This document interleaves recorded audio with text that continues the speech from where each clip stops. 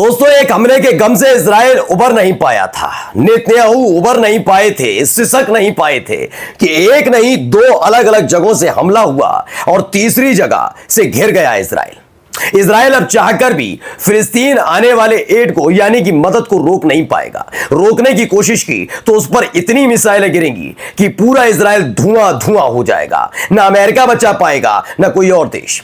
इन देशों ने ऐसा क्या किया और कौन से वो देश हैं जिन्होंने इजराइल की तरफ अपनी मिसाइलें तैनात कर दी हैं, वो दिखाऊंगा वो दो मोर्चे जहां पर इजराइल की तरफ से इजराइल पर जब हमले हुए तो हर तरफ हाहाकार मचता हुआ नजर आया। जी हां, अभी हाल ही में हूती लड़ाकों ने जिस तरीके से ड्रोन अटैक किया था, उसने एक बात तो साबित कर दी कि आयरन डोम जो अमेरिका की तरफ से मिला वो कबाड़ साबित हो गया। अब उस कबाड़ आयरन डोम से क्या इजराइल अपनी सुरक्षा कर पाएगा? क्योंकि दो मोर्चों ने एक साथ इतना बड़ा हमला किया कि सब तरफ हाहाकार मचाया। नमस्कार, मैं हूं प्रज्वल गौतम और आज आपको दिखाने जा रहा हूं वो दो मोर्चे कौन कौन से हैं जहां से हमला हुआ है। तो सबसे पहली खबर यही है, देखिए आसमान में उड़ता हुआ एक हेलीकॉप्टर आपको नजर आएगा। इस चॉपर को देखते जाइए। इस चॉपर के साथ बहुत सारी चीजें हैं भाई। धुआं देता हुआ चॉपर है पीछे से।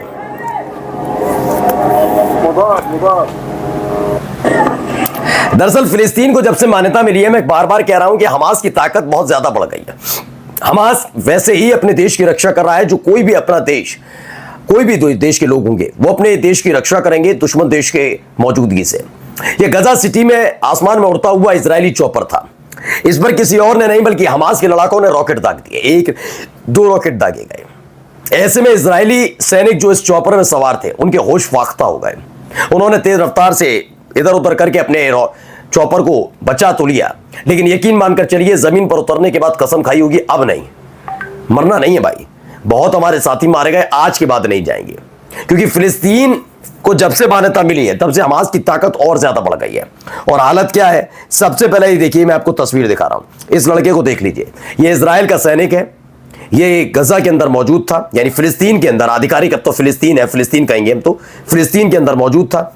वहीं पर हमास के स्नाइपर ने ऐसे गोली मारी है, वहीं ढेर हो गया। तो एक नुकसान ये हुआ है। अब आइए, एक और बड़ी खबर आई। हमने आपको दिखाया हूती लड़ाकों ने कैसे एक के बाद एक ड्रोन अटैक किए। सारी तस्वीर आपने देख ली, लेकिन वो ड्रोन अटैक के आगे की तस्वीर, आगे की कहानी क्या है, जरा अब आप देखिए। Yemeni ballistic missile hit several sensitive Israeli target.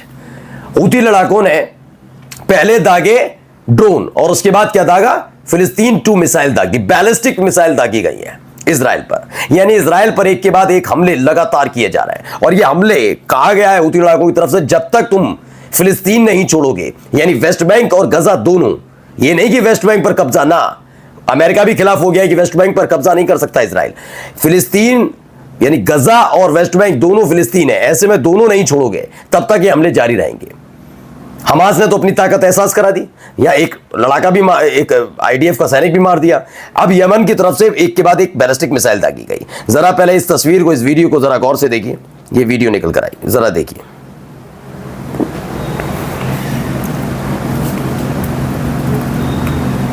तो ये उसी बैलिस्टिक मिसाइल की है जिसका जिक्र यमन की तरफ से किया गया कि उसने एक नहीं दो ऐसी ही बैलिस्टिक मिसाइल दागी हैं। इसकी खबर निकलकर सामने आई जिसने होश फाख्ता कर दिए इजराइल के। लेकिन खास बात इसमें क्या रही जानते हैं, एक बार फिर से सऊदी अरब दीवार बनकर खड़ा हो गया। सऊदी अरब ने एक बार फिर से यमन की तरफ से दागी गई बैलिस्टिक मिसाइल को इंटरसेप्ट किया और मार गिराया। लेकिन उससे पहले कई और मिसाइलें इजराइल तक पहुंच गई थी। यानी इजराइल का आयरन डोम तो मोम के पुतले की तरह खड़ा हुआ, बस मिसाइल जा रही है, रॉकेट जा रहा है, ड्रोन जा रहा है, ये देख रहा है और सारे के सारे टारगेट को हिट कर रहा है। सऊदी अरब ने एक बार फिर से इंटरसेप्ट अपना ऑन किया, जिसकी वजह से यमन की तरफ से दागी गई एक बैलिस्टिक मिसाइल वहीं सऊदी अरब में गिर गई। बाकी की बैलिस्टिक मिसाइल आई जिसने खासा नुकसान इजराइल को पहुंचाया है। ये तमाम तस्वीरें निकलकर सामने आई हैं, कैसे हालात वहां पर पैदा हो गए। यही नहीं, जो हमने थोड़ी देर पहले आपको एक वीडियो, एक खबर दिखाई थी जिसमें ड्रोन अटैक हुआ था, ये वाला देखिए, देखा था ना।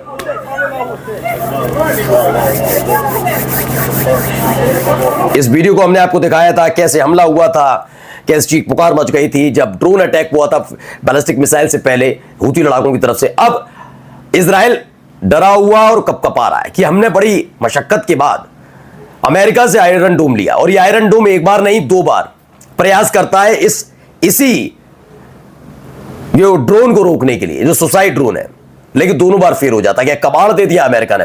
अमेरिका ने लूट लिया क्या? मैं इस पर जांच बिठा दी कि आखिरकार आयरन डोम होने के बावजूद हम इसको रोक क्यों नहीं पाए, इसको कैसे इंटरसेप्ट नहीं कर पाए।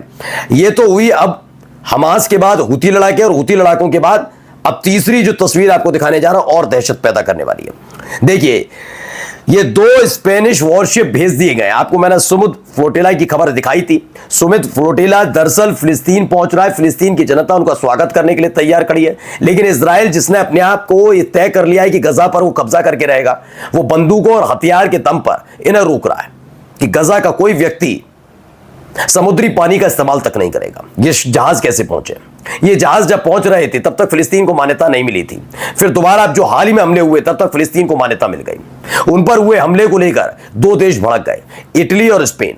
इटली और स्पेन इसलिए भड़क गए क्योंकि इटली और स्पेन के नागरिक उस शिप पर सवार है जो गजा तक, फिलिस्तीन तक जा रहे हैं। जैसे ही इजराइल ने उन शिप पर हमला किया तो अपनी नागरिकों की सुरक्षा के लिए स्पेन ने 2 वॉरशिप भेज दिए कि अब ध्यान रखना, इस बार एक बारूद की कण ना गिर जाए। फ्लोटिला शिप पर गिरी तो इतना बारूद इजराइल में जाएगा कि इजराइल धुआं धुआं हो जाएगा। उसकी तस्वीर भी जारी की गई है, ये देखिए वीडियो। ये लंबा चौड़ा आपको शिप नजर आ रहा है, यही वॉरशिप है जो स्पेन की तरफ से भेजा जा रहा है। ये फ्लोटिला शिप का पूरी तरीके से इजराइल के हमलों से बचाव करेगा, ऐसा दावा है। ये धीरे धीरे वहां पर पहुंच रहा है। ये रवाना कर दिया गया है कि आप जाइए, फ्लोटिला शिप्स जो पहुंच रही हैं फिलिस्तीन, उनकी मदद कीजिए। किसी भी तरह का हमला और किसी भी तरह का नुकसान किसी भी स्पेन के नागरिकों को नहीं होना चाहिए। सब, हर देश अपने अपने हिसाब से कर रहा है। इटली भी ऐसे ही कर रहा है। तो ये रवाना कर दिया गया है। इसने और दहशत पैदा कर दी है कि हालत क्या है, कैसे बचा जाए इन सब से।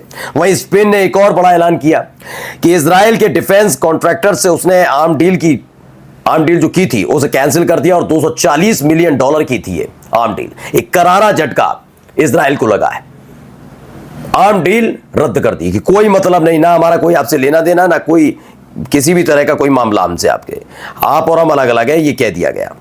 दरअसल इन सब के बीच एक और खबर निकल कर आई। नेतन्याहू को 2 बड़ा झटके लगे थे, लगातार एक देश उन्हें प्रतिबंधित कर रहे थे। इन सब के बीच अपनी साख बचाने के लिए नेतन्याहू अमेरिका जा रहे थे। तो अमेरिका जाने से पहले फ्रेंच और स्पेनिश एयर स्पेस के जिक्र किया कि उनका इस्तेमाल नहीं करना। फ्रांस और स्पेन के एयर स्पेस को दरकिनार करते हुए दूसरे लंबे रास्ते से जाना पड़ेगा। क्यों? क्योंकि डर सता रहा है नेतन्याहू को कहीं ऐसा ना हो फ्रांस या स्पेन के एयर स्पेस का इस्तेमाल किया तो अपने लड़ाकू विमान भेजकर प्लेन को घेर ले और उसके बाद जमीन पर उतारकर उन्हें अरेस्ट कर ले। तो अरेस्टिंग का डर सता रहा है। वहीं फ्रांस के राष्ट्रपति ने एक बड़ा बयान दिया, इस बयान को जरूर सुनिए। But then you have to convince the Americans to put pressure on the Israelis.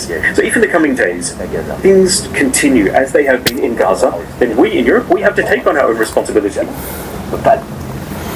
तो ये कहा है फ्रांसीसी राष्ट्रपति मैक्रों ने इजराइल पर प्रतिबंध लगाने के संकेत दिया। अगर गाजा में हालात ऐसे ही चलते रहे तो यूरोप को जिम्मेदारी लेनी होगी और प्रतिबंध लगाने पड़ सकते हैं। अमेरिका को भी इजराइल पर दबाव डालने के लिए राजी करना होगा। ये अपने आप में बहुत बड़ा बयान है। पूरा यूरोपीय देश एक साथ इजराइल के खिलाफ खड़ा है। नमस्कार।